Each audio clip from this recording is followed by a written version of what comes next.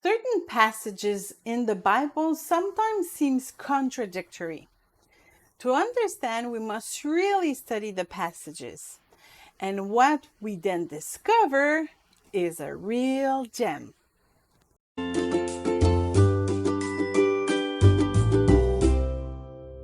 During one of our discussion group for Christian singles, a participant said, God never tempts us beyond our strength.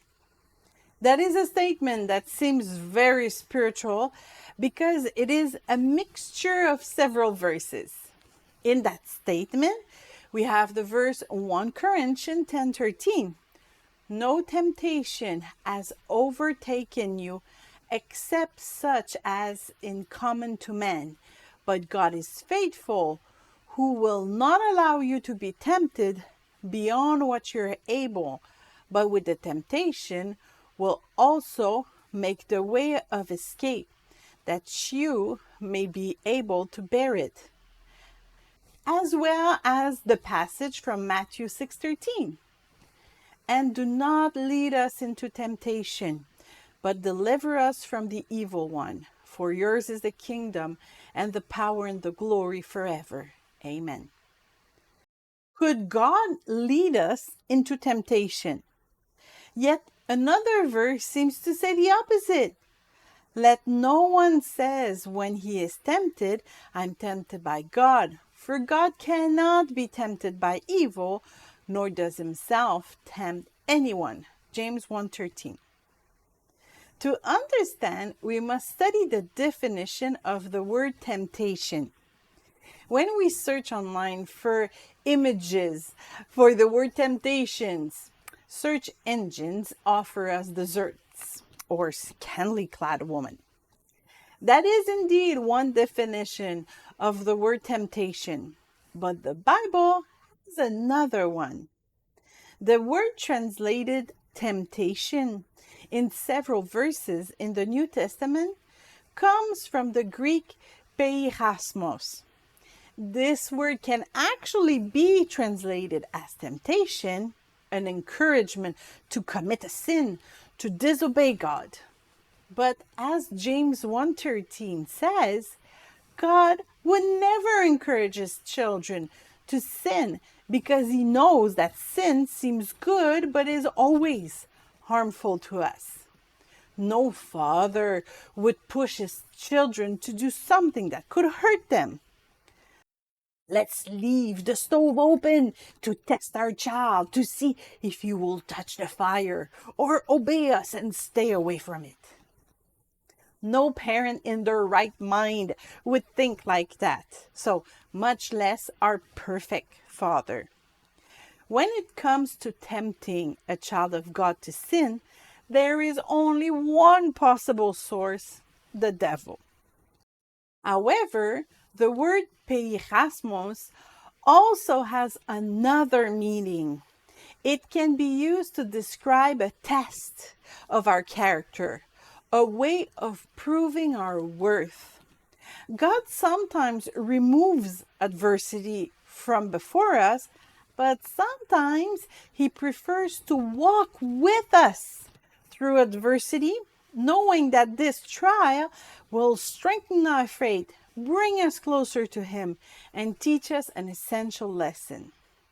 Blessed is the man who endures temptation, for when he has been approved, he will receive the crown of life, which the Lord has promised to those who love him.